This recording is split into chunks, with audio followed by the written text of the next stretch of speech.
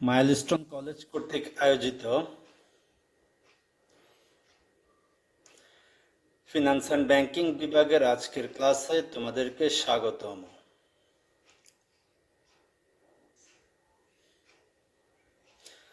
আজকের ক্লাসের উপস্থাপনায় তোমাদের সাথে আছি আমি মোহাম্মদ সবুজ, সিনিয়র প্রভাষক, ফিনান্স অ্যান্ড ব্যাংকিং বিভাগ, মাইলস্টোন কলেজ, উত্তরা, ঢাকা। গত ক্লাসে আমরা আলোচনা করেছিলাম ব্যাংক হিসাব কি, ব্যাংক হিসাবের উদ্দেশ্য বা গুরুত্ব, ব্যাংক হিসাবের প্রকারভেদ, ব্যাংক হিসাব খোলার বিবেচ্য বিষয়সমূহ। এই বিষয়গুলো গতকালকে আমরা আলোচনা করেছি। এরই ধারাবাহিকতায় আজকে আমরা ব্যাংক হিসাব খোলার পদ্ধতি নিয়ে আলোচনা করব। অর্থাৎ আমরা যদি ব্যাংকে একটি হিসাব খোলার জন্য যাই, সেটা হতে পারে সঞ্চয় হিসাব, চলতি হিসাব, স্থায়ী হিসাব অথবা অন্য যে কোনো ধরনের হিসাব। এই হিসাব খোলার পদ্ধতি বা প্রক্রিয়াটা কি, আমরা ব্যাংকে কিভাবে হিসাব খুলব, আজকের এই আলোচনা থেকে সেটা সম্পর্কে আমরা একটা ধারণা পাবো এবং তোমরা বাস্তবিক জীবনে ব্যাংকে হিসাব খুলতে গেলে আজকের এই আলোচনা থেকে উপকৃত হবে। ব্যাংকে প্রধানত 3 ধরনের হিসাব খোলা হয়। এর মধ্যে চলতি ও সঞ্চয়ী হিসাব খোলার নিয়ম প্রায় একই। নিচে সঞ্চয় ও চলতি হিসাব খোলার উপায় উল্লেখ করা হলো। অর্থাৎ আমরা ব্যাংকে যে বিভিন্ন ধরনের হিসাব খুলি তার মধ্যে চলতি হিসাব এবং সঞ্চয় হিসাব খোলার পদ্ধতি প্রায় একই। এছাড়া অন্যান্য হিসাব খোলার পদ্ধতি নিয়ে আমরা আলোচনা করব। তবে যেহেতু ব্যাংকে যে হিসাবসমূহ খোলা হয় তার মধ্যে একটি উল্লেখযোগ্য সংখ্যক হিসাব হলো চলতি এবং সঞ্চয় হিসাব, তাই আমরা চলতি ও সঞ্চয় হিসাব খোলার পদ্ধতিগুলো একটু ধারাবাহিকভাবে আলোচনা করব। আমরা হিসাব খোলার জন্য প্রথমে একটা ব্যাংক নির্বাচন করলাম। ব্যাংক নির্বাচন করার সময় কি কি বিষয়গুলো আমাদের মনে রাখতে হবে সেগুলো সম্পর্কে আমরা জানলাম। তাহলে এবার আমরা ব্যাংক হিসাব খোলার যে পদ্ধতিটা সম্পর্কে আলোচনা করছি। প্রথমে গ্রাহকের নাম। ব্যাংকে হিসাব খুলতে গেলে ব্যাংক আমাদেরকে একটি KYC ফর্ম, যার অর্থ হলো তোমার কাস্টমারকে জানো বা নো ইওর কাস্টমার ফর্ম সরবরাহ করবে। সেই ফর্মে গ্রাহকের নাম স্পষ্ট করে কোনো কাটাকাটি ছাড়াই বা ঘষামাজা ছাড়াই লিখতে হবে বাংলা এবং ইংরেজিতে। অর্থাৎ আমরা প্রথমে KYC ফর্মে আমাদের নাম বাংলা এবং ইংরেজিতে স্পষ্ট অক্ষরে লিখব। 2 নম্বর আয়ের উৎস। আমি ব্যাংক হিসাব খুলছি আমার জমাকৃত অর্থ বা সঞ্চয়কৃত অর্থ জমা রাখার জন্য।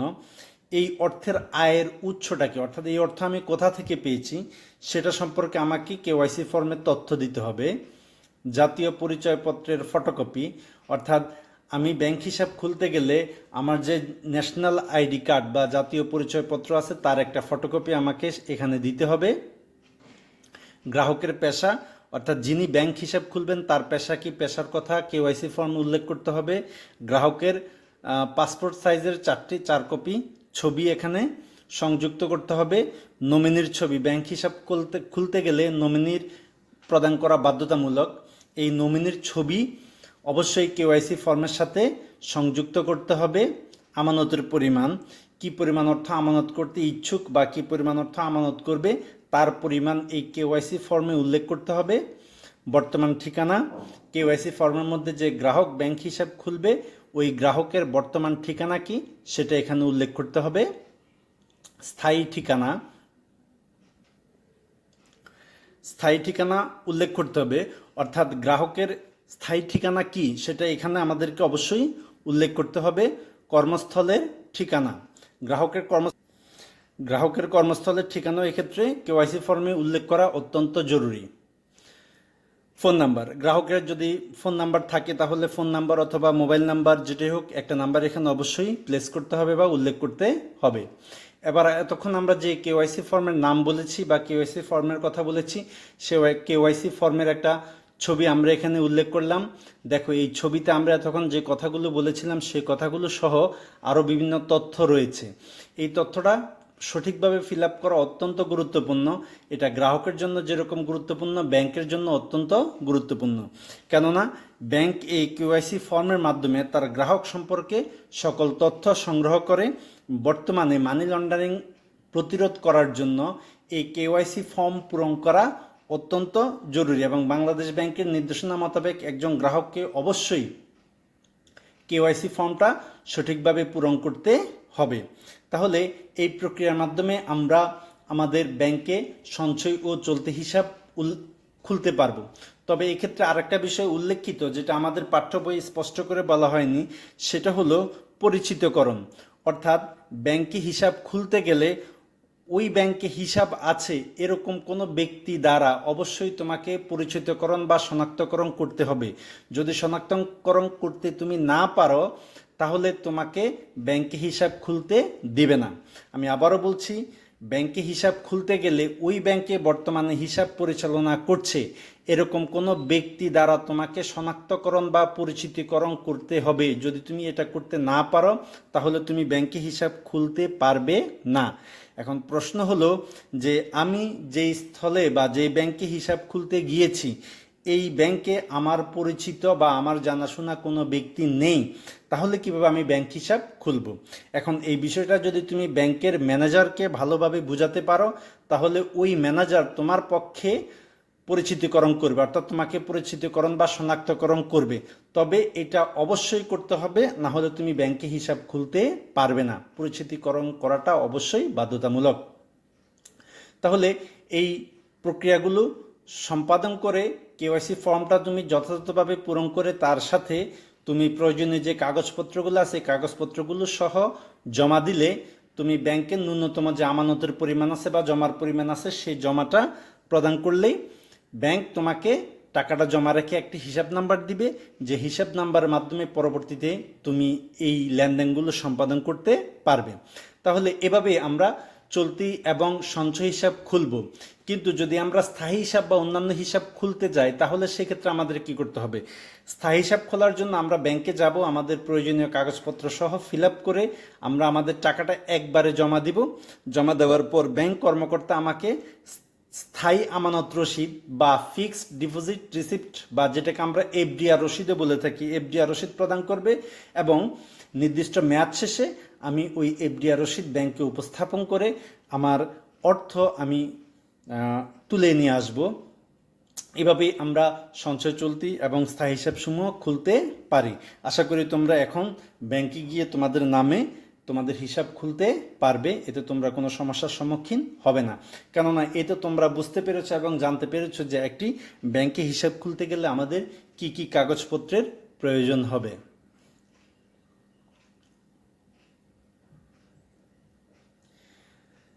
এ পর্যায়ে আমরা ইলেকট্রনিক ব্যাংকিং এর কিছু পণ্য রয়েছে, এই পণ্যগুলো সম্পর্কে আমরা আলোচনা করব।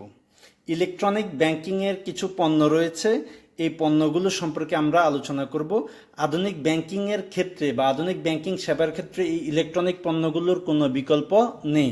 উন্নত বিশ্বের পাশাপাশি আমাদের দেশের ব্যাংকসমূহ বর্তমানে এ ধরনের ইলেকট্রনিক পণ্যগুলো আমাদের ইলেকট্রনিক ব্যাংকিং পণ্যগুলো আমাদের সরবরাহ করছে, যেই পণ্যগুলোর সাহায্যে আমরা অতি সহজে নির্ভুলভাবে এবং খুব দ্রুত আমাদের ব্যাংকিং সেবাটা পেয়ে থাকি। স্ক্রিনে তোমরা একটি ছবি দেখতে পাচ্ছ, এতক্ষণে নিশ্চয়ই তোমরা বুঝতে পেরেছো এটা একটা ভিসা ডেবিট কার্ড। এটা কি কার্ড? Visa debit card. তাহলে আমরা দেখছি যে ভিসা ডেবিট কার্ডের একটা ছবি, তার পাশাপাশি তোমরা আরেকটা মেশিন দেখতে পাচ্ছ, যে মেশিনের মধ্যে এই কার্ডটাকে পাঞ্চ করা হয়। এই মেশিনটার নাম হলো পস মেশিন বলি আমরা, এটাকে পস মেশিন বলা হয়। এই মেশিনটার সাহায্যে ডেবিট কার্ডের মাধ্যমে আমরা আমাদের ক্রয়কৃত পণ্য বা সেবার মূল্য পরিশোধ করতে পারি। তাহলে এবার আমরা ডেবিট কার্ড সম্পর্কে একটু জানবো। ডেবিট কার্ড কাকে বলে? ডেবিট কার্ড হলো ব্যাংক কর্তৃক ইস্যুকৃত ইলেকট্রনিক চিপযুক্ত এক ধরনের প্লাস্টিক কার্ড। উপরে যে কার্ডটা আমরা দেখতে পাচ্ছি এটা হলো এক ধরনের প্লাস্টিক কার্ড, যার সাহায্যে একজন গ্রাহক তার হিসাবে জমাকৃত অর্থ উত্তোলন, স্থানান্তর বা পণ্য সেবার পণ্য মূল্য পরিশোধে ব্যবহার করতে পারে। অর্থাৎ আমি যদি কোনো পণ্য বা সেবা ক্রয় করি তাহলে যেই দোকান থেকে অথবা যেই মার্কেট থেকে আমি পণ্য বা সেবা ক্রয় করব সেখানে এরকম একটা পস মেশিন দেওয়া থাকবে। এই পস মেশিনের সাহায্যে ডেবিট কার্ড দিয়ে আমি আমার ক্রয়কৃত পণ্য বা সেবার মূল্য পরিশোধ করতে পারবো। এছাড়া এই কার্ড দিয়ে আমি এটিএম মেশিনের মাধ্যমে আমার হিসাবের অর্থ উত্তোলন করতে পারবো, স্থানান্তর করতে পারবো, আমার হিসাবের বিবরণী সংগ্রহ করতে পারবো। এরপর আমরা এটার একটু ব্যাখ্যায় যাব। একজন গ্রাহক যদি ব্যাংকে চলতি এবং সঞ্চয়ী হিসাব খোলে তাহলে সেই ক্ষেত্রে তাদেরকে ডেবিট কার্ড সরবরাহ করা হয়। এক্ষেত্রে গ্রাহক তার হিসেবে জমাকৃত অর্থ উত্তোলন বা ব্যবহার করতে পারেন। গ্রাহকের হিসেবে টাকা জমা না থাকলে ডেবিট কার্ড দিয়ে কোনো সেবা গ্রহণ করা যায় না। আমার মনে হয় তোমরা বিষয়টা বুঝতে পেরেছ। চলতি এবং সঞ্চয় হিসাবের বিপরীতে ব্যাংক তোমাকে ডেবিট কার্ড সরবরাহ করবে। যতক্ষণ পর্যন্ত তোমার হিসাবে টাকা জমা আছে ততক্ষণ পর্যন্ত তুমি এই কার্ড দিয়ে পণ্য বা সেবা ক্রয় করতে পারবে এবং তার মূল্য পরিশোধ করতে পারবে, প্রয়োজনে এটিএম বুথ থেকে তুলতে পারবে। যদি তোমার হিসাবে অর্থ জমা না থাকে তাহলে এই কার্ডের সাহায্যে তুমি আর কোনো ট্রানজ্যাকশন বা লেনদেন করতে পারবে না। যেহেতু এইটা তোমার ব্যাংকের জমাকৃত অর্থ তুমি উত্তোলন করছো, তাই এর বিপরীতে ব্যাংকে কোনো রকম সুদ বা চার্জ পরিশোধ করতে হবে না। তাহলে মনে রাখতে হবে ডেবিট কার্ড গ্রহণ করার জন্য বা নেওয়ার জন্য ব্যাংকে হিসাব থাকা বাধ্যতামূলক। অবজেক্টিভের জন্য গুরুত্বপূর্ণ তথ্য, ডেবিট কার্ড নেওয়ার জন্য ব্যাংকে হিসাব থাকা বাধ্যতামূলক। কোন ধরনের হিসাব গ্রহীতাদের ডেবিট কার্ড সরবরাহ করা হয়? চলতি এবং সঞ্চয় হিসাবের গ্রাহকদের ডেবিট কার্ড সরবরাহ করা হয়। ডেবিট কার্ডের মাধ্যমে কোন অর্থ উত্তোলন করা হয়? শুধুমাত্র গ্রাহকের হিসাবে জমাকৃত অর্থ উত্তোলন করা হয়। আশা করি তোমরা ডেবিট কার্ড সংশ্লিষ্ট যে প্রশ্নগুলো আছে সেই প্রশ্নগুলোর উত্তর করতে পারবে। এবারে আমরা স্ক্রিনে একটি ক্রেডিট কার্ডের ছবি দেখতে পাচ্ছি। ক্রেডিট কার্ড, তাহলে আমরা জানবো ক্রেডিট কার্ড কি। আসলে ডেবিট কার্ড ও ক্রেডিট কার্ড দুটি একই রকম কার্ড এবং দুটির ব্যবহারও অনেকটা একই রকম, অনেকটা নয় পুরোটাই একই রকম। তবে পার্থক্য কি সেটা আমরা দেখব। প্রথমে আমরা জানি ক্রেডিট কার্ড কাকে বলে। ক্রেডিট কার্ড হলো ইলেকট্রনিক চিপযুক্ত এক ধরনের প্লাস্টিক কার্ড। এই কার্ডটা একটা প্লাস্টিক কার্ড যার সাহায্যে একজন গ্রাহক তার ঋণকৃত অর্থ ঋণকৃত অর্থ উত্তোলন, স্থানান্তর বা পণ্য ও সেবার মূল্য পরিশোধে ব্যবহার করতে পারেন। তাহলে ক্রেডিট কার্ডটা হলো এক ধরনের ইলেকট্রনিক চিপযুক্ত প্লাস্টিক কার্ড। এটার সাহায্যে তুমি তোমার ঋণকৃত অর্থ অর্থাৎ ঋণের অর্থ উত্তোলন করতে পারবে, স্থানান্তর করতে পারবে বা পণ্য সেবার মূল্য পরিশোধে ব্যবহার করতে পারবে। ক্রেডিট কার্ড ব্যবহারের জন্য ব্যাংকে হিসাব থাকার বাধ্যতামূলক নয়, অর্থাৎ ক্রেডিট কার্ড নেওয়ার জন্য ব্যাংকে তোমাকে হিসাব খুলতে হবে না। একজন গ্রাহক ক্রেডিট কার্ডের যে পরিমাণ অর্থ ব্যবহার করবেন তার উপর ব্যাংক নির্ধারিত হারে সুদ দিতে হবে। একজন গ্রাহক ক্রেডিট কার্ডের মাধ্যমে যে অর্থ ব্যাংক থেকে উত্তোলন করবে ওই উত্তোলিত অর্থের উপর তাকে নির্ধারিত হারকে ব্যাংকে সুদ পরিশোধ করতে হবে। ব্যাংক হিসাবে টাকা না থাকলেও ক্রেডিট কার্ডের মাধ্যমে পণ্য সেবা ক্রয় করা যায়, তাই ডেবিট কার্ডের তুলনায় ক্রেডিট কার্ডের জনপ্রিয়তা বেশি। এখন তাহলে আমরা ডেবিট কার্ড এবং ক্রেডিট কার্ডের মধ্যে কি কি পার্থক্য এখানে আইডেন্টিফাই করতে পারলাম। ডেবিট কার্ড হলো আমার হিসেবের জমাকৃত অর্থ আমি উত্তোলন করলাম, আর ক্রেডিট কার্ড হলো আমার ঋণকৃত অর্থ আমি উত্তোলন বা ব্যবহার করলাম। ডেবিট কার্ডের জন্য ব্যাংকে হিসাব থাকার কোনো বাধ্যবাধকতা নেই, বাধ্যবাধকতা আছে, অর্থাৎ ডেবিট কার্ডের জন্য তোমাকে অবশ্যই ব্যাংকে হিসাব থাকতে হবে, কিন্তু ক্রেডিট কার্ডের জন্য ব্যাংকে হিসাব থাকার বাধ্যবাধকতা নেই। ক্রেডিট কার্ডের মাধ্যমে আমরা ঋণকৃত অর্থ ব্যবহার করি এবং যে অর্থ আমরা উত্তোলন করব তার উপর আমাদেরকে নির্ধারিত হারে সুদ দিতে হবে। যেহেতু এটা ব্যাংকের এক ধরনের ব্যক্তিগত ঋণ, তাই এর উপরে অবশ্যই আমাদেরকে সুদ পরিশোধ করতে হবে। যেহেতু ব্যাংকে টাকা না থাকলেও পণ্য বা সেবার মূল্য ক্রেডিট কার্ডের মাধ্যমে পরিশোধ করা যায়, তাই ডেবিট কার্ডের তুলনায় অনেকের কাছে ক্রেডিট কার্ডের জনপ্রিয়তা অনেক বেশি। আশা করি ক্রেডিট কার্ড সংশ্লিষ্ট তথ্যগুলো তোমরা পেয়েছো এবং তোমরা পরীক্ষার খাতায় ভালোভাবে লিখতে পারবে এবং ক্রেডিট কার্ড সম্পর্কে তোমরা আরও ভালো জানতে পারবে বা বুঝতে পারবে। আমরা স্ক্রিনে দেখতে পাচ্ছি মোবাইল ব্যাংকিং। ডিবিএল বা ডাচ বাংলা ব্যাংক লিমিটেডের Rocket, bKash, mobile money, Sure Cash, My Cash, M Cash ইত্যাদি বিভিন্ন ধরনের মোবাইল ব্যাংকিং যেগুলো এখন খুবই জনপ্রিয় সেগুলো আমরা দেখতে পাচ্ছি। মোবাইল ব্যাংকিং কাকে বলে? মোবাইল ব্যাংকিং হলো এক ধরনের ব্যাংকিং সেবা যার সাহায্যে একজন ব্যাংক গ্রাহক মোবাইলের মাধ্যমে তার ব্যাংকিং সেবা পেয়ে থাকে। বর্তমানে মোবাইল ব্যাংকিং আমাদের নিকট খুবই জনপ্রিয়। বিকাশ প্রথমে মোবাইল ব্যাংকিং শুরু করলেও বর্তমানে প্রায় সকল ব্যাংক এবং বাংলাদেশ ডাক বিভাগ মোবাইল ব্যাংকিং ব্যবস্থার প্রচলন করেছে। মোবাইল ব্যাংকিংটা খুব সহজে একজন গ্রাহক মোবাইল ব্যাংকিংয়ের মাধ্যমে তার ব্যাংকিং সেবাসমূহ পেয়ে থাকে।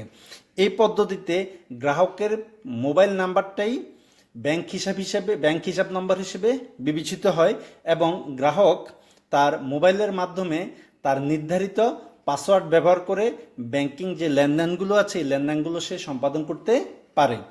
বাংলাদেশ সহ পৃথিবীর উন্নত অনুন্নত প্রায় সকল দেশেই বর্তমানে মোবাইল ব্যাংকিং অত্যন্ত জনপ্রিয়। স্ক্রিনে আমরা দেখতে পাচ্ছি যে একটি মেশিনে একজন ব্যক্তি একটি কার্ড পুশ করছে বা কার্ড প্রবেশ করাচ্ছে। এই কার্ডটা হলো ডেবিট কার্ড এবং এই যে মেশিনটা আমরা দেখতে পাচ্ছি এটাকে বলা হয় এটিএম মেশিন।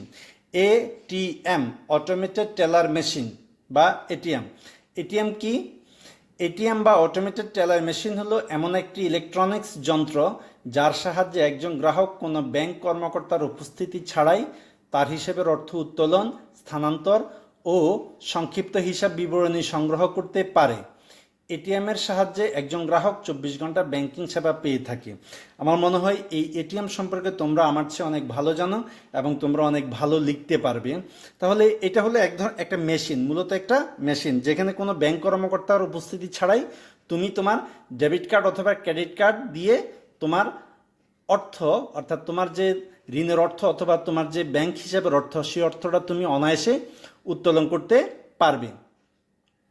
এছাড়া ব্যাংক থেকে টাকা উত্তোলন ছাড়াও তুমি খুব সহজে তোমার ব্যাংকের সংক্ষিপ্ত হিসাব বিবরণী সংগ্রহ করতে পারবে, তারপর লেনদেনের স্থিতি সম্পর্কে বা ব্যালেন্স সম্পর্কে জানতে পারবে, প্রয়োজনে অন্য স্থানে তুমি অর্থ স্থানান্তর করতে পারবে। বর্তমানে অনেক ব্যাংক এটিএম বুথের মাধ্যমে বা এটিএমের মাধ্যমে তাদের গ্রাহকদের হিসাবের টাকা জমাও রাখে এবং এটি বর্তমানে জনপ্রিয় হচ্ছে।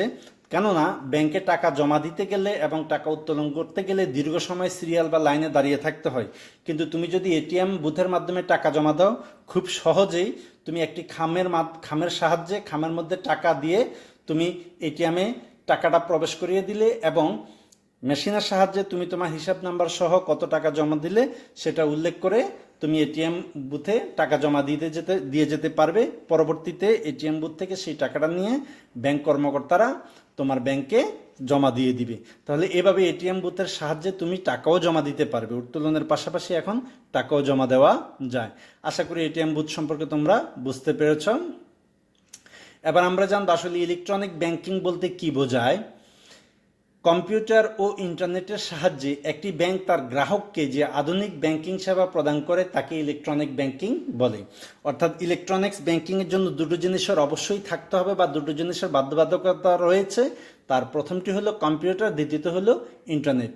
এই কম্পিউটার এবং ইন্টারনেটের সাহায্যে একজন ব্যাংক গ্রাহককে ব্যাংক যে সেবাগুলো প্রদান করে বা আধুনিক যে ব্যাংকিং সেবাগুলো প্রদান করে সেগুলোকে ইলেকট্রনিক ব্যাংকিং বলা হবে।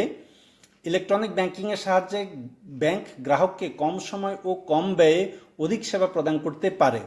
এছাড়াও নতুন ও আধুনিক ব্যাংকিং সেবা দেওয়ার ক্ষেত্রে ইলেকট্রনিক ব্যাংকিংয়ের কোনো বিকল্প নেই। বর্তমানে পৃথিবীর সকল দেশে ইলেকট্রনিক ব্যাংকিং খুবই জনপ্রিয়। আমি আগেই বলেছিলাম যে বাংলাদেশ সহ পৃথিবীর উন্নত অনুন্নত সকল দেশেই ইলেকট্রনিক ব্যাংকিং এখন খুবই জনপ্রিয়। ইলেকট্রনিক ব্যাংকিংয়ের গুরুত্ব কি এটা আমাদের আসলে ব্যাখ্যা করা প্রয়োজন। কেন ইলেকট্রনিক ব্যাংকিং আমাদের কাছে গুরুত্বপূর্ণ সেটা সম্পর্কে আমরা একটু জানব। বর্তমানে পৃথিবীর সকল দেশে ইলেকট্রনিক ব্যাংকিংয়ের গুরুত্ব বৃদ্ধি পাচ্ছে। বাংলাদেশে ইলেকট্রনিক ব্যাংকিং খুবই জনপ্রিয় হয়ে উঠছে। প্রতিযোগিতায় টিকে থেকে ব্যাংকিং সেবা প্রদান করার ক্ষেত্রে ইলেকট্রনিক ব্যাংকিংয়ের কোনো বিকল্প নেই। অর্থাৎ বর্তমানে যে তীব্র প্রতিযোগিতামূলক ব্যাংকিং ব্যবসা আমরা দেখতে পাচ্ছি, এই ক্ষেত্রে ব্যাংকিং ব্যবসায় টিকে থাকার জন্য ইলেকট্রনিক ব্যাংকিংয়ের কোনো বিকল্প নেই। তাই প্রতিটি ব্যাংকে তার গ্রাহকের ইলেকট্রনিক ব্যাংকিং সেবা দিয়ে থাকে। ইলেকট্রনিক ব্যাংকিং এর সাহায্যে ব্যাংকগুলো কম সময়ে কম শ্রমে ও কম ব্যয়ে তার গ্রাহকদের অধিক সেবা দিতে পারে। এছাড়াও ইলেকট্রনিক ব্যাংকিং এর সাহায্যে online banking, mobile banking, SMS banking, internet banking সহ বিভিন্ন আধুনিক ব্যাংকিং সেবা প্রদান করা যায়। তাই প্রতিনিয়ত ইলেকট্রনিক ব্যাংকিংয়ের গুরুত্ব বৃদ্ধি পাচ্ছে। যদি এটা আমাদের 4 নম্বর প্রশ্ন অথবা 2 নম্বর প্রশ্নে আসে তাহলে আমরা এখানে স্ক্রিনে যেভাবে দেখতে পাচ্ছি আমরা ভালোভাবে পড়ে নেব এবং বুঝে নেব। আমার মনে হয় পড়ার খুব দরকার নেই, তোমরা যদি একটু ভালো করে বুঝো তাহলেই তোমরা পরীক্ষায় এই তথ্যগুলো ভালো লিখতে পারবে, কেননা এই তথ্যগুলো সম্পর্কে তোমরা ইতিমধ্যে ওয়াকিবহাল হয়েছ এবং তোমরা এই বিষয়গুলো জানো। এই পর্যায়ে আমরা স্ক্রিনে একটি ছবি দেখতে পাচ্ছি, একটু মনোযোগ দিয়ে দেখো। এই ছবিটা ভালোভাবে দেখলে পরবর্তী যে টপিকটা নিয়ে আমি আলোচনা করব সেটা তোমরা খুব ভালোভাবে বুঝতে পারবে। দেখো, এখানে প্রথমে দেওয়া আছে রিসিভার ব্যাংক, তারপরে আছে main bank with network server, customer 1, customer 2, customer 3, customer 4 ইত্যাদি, ব্রাঞ্চ 1, ব্রাঞ্চ 2, ব্রাঞ্চ 3।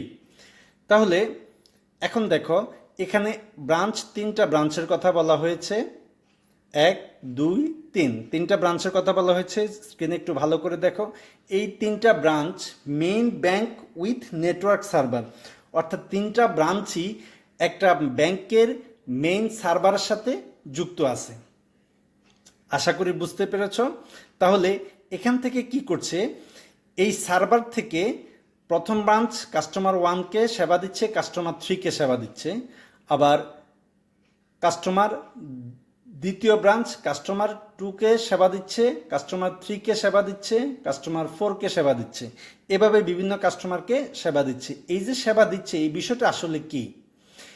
এই বিষয়টাকে বলা হয় অনলাইন ব্যাংকিং বা এনি ব্রাঞ্চ ব্যাংকিং। তাহলে অনলাইন ব্যাংকিং বা এনি ব্রাঞ্চ ব্যাংকিং বলতে কি বোঝায় সেটা আমরা এখন এখানে ব্যাখ্যা করব। ইন্টারনেট ও কম্পিউটারের সাহায্যে ব্যাংক তার গ্রাহকদের যে ব্যাংকিং সেবা প্রদান করে তাকে অনলাইন ব্যাংকিং বা এনি ব্রাঞ্চ ব্যাংকিং বলে।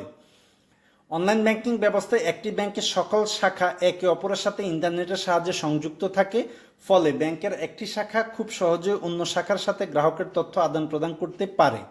এছাড়াও গ্রাহক ঘরে বসে ইন্টারনেটের মাধ্যমে তার পাসওয়ার্ড ব্যবহার করে বিভিন্ন ব্যাংকিং সেবা গ্রহণ করতে পারে। এবার ছবিটা তোমাদের কাছে স্পষ্ট হবে। ধরো, তুমি ব্রাঞ্চ 1-এ ব্যাংকিং সেবা পাওয়ার জন্য একটি হিসাব খুললে, ব্রাঞ্চ 1 থেকে তোমার হিসাবের তথ্য ব্যাংকের মেইন সার্ভারে চলে গেল।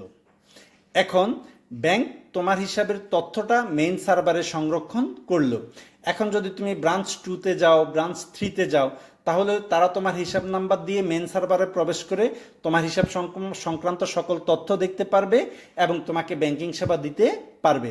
আবার যদি তুমি তোমার পাসওয়ার্ড ব্যবহার করে ঘরে বসে ব্যাংকের সার্ভার সাথে যুক্ত হও, তাহলেও তুমি তোমার হিসাব সংক্রান্ত হিসাবের সাথে লেনদেন বা ট্রানজ্যাকশন করতে পারবে। এই বিষয়টাকে বলা হবে অনলাইন ব্যাংকিং বা এনি ব্রাঞ্চ ব্যাংকিং। আমরা দেখি যে বর্তমানে আমাদের দেশে বেসরকারি ব্যাংকগুলো সহ বিভিন্ন সরকারি ব্যাংক এ ধরনের সেবা প্রদান করে। অর্থাৎ তুমি বাংলাদেশের যে প্রান্তেই ব্যাংক হিসাব খোলো না কেন, ওই ব্যাংকের যে কোনো শাখার মাধ্যমে তুমি ট্রানজ্যাকশন করতে পারবে। Dutch Bangla bank, eastern bank, তারপরে ন্যাশনাল ব্যাংক, ঢাকা ব্যাংক সহ এই ধরনের যত ব্যাংক আছে আমাদের বাংলাদেশের, এখন প্রায় সবগুলো ব্যাংকই এই অনলাইন ব্যাংকিং সেবা প্রদান করে। অর্থাৎ যেখানেই তুমি হিসাব খোলো, তুমি তোমার হিসাব নাম্বারের সাহায্যে চেক কেটে যে কোনো ব্রাঞ্চ থেকে তুমি অর্থ উত্তোলন করতে পারবে এবং অর্থ জমাও দিতে পারবে। এই ব্যবস্থাকে বলা হবে অনলাইন ব্যাংকিং বা এনি ব্রাঞ্চ ব্যাংকিং। এখন এটা কিভাবে সম্ভব হয়েছে? ওই যে সবগুলো কম্পিউটারই, অর্থাৎ একটা ব্যাংকের সকল শাখার সকল কম্পিউটার ব্যাংকের মেইন যে সার্ভার, সেই সার্ভারের সাথে যুক্ত থাকার কারণে তারা ইনফরমেশন শেয়ার করে এই ব্যাংকিং সেবাটা আমাদেরকে প্রদান করতে পারে। আশা করি এনি ব্রাঞ্চ ব্যাংকিং তোমরা বুঝতে পেরেছ। সো আজকে অনেক আলোচনা হলো, আর নয়। আশা করি তোমরা এই ইলেকট্রনিক ব্যাংকিং এবং ইলেকট্রনিক ব্যাংকিংয়ের যে পণ্য বা সেবাগুলো রয়েছে সেই সেবাগুলো সম্পর্কে বুঝতে পেরেছ। এরপরে যদি তোমাদের কোনো প্রশ্ন থাকে তোমরা যোগাযোগ করতে পারো। হোয়াটসঅ্যাপ নাম্বার 01712968895, মেসেঞ্জার মোহাম্মদ সবুজ সার্চ দিলেই পেয়ে যাবে। এছাড়া প্রয়োজনে ইমেলও যোগাযোগ করতে পারো, sobuzsar1212@gmail.com। সবাই ভালো থাকবে, সবার সুস্থতা কামনা করছি। ধন্যবাদ সবাইকে, বিদায় নিচ্ছি। সবুজ স্যার, আসসালামু আলাইকুম।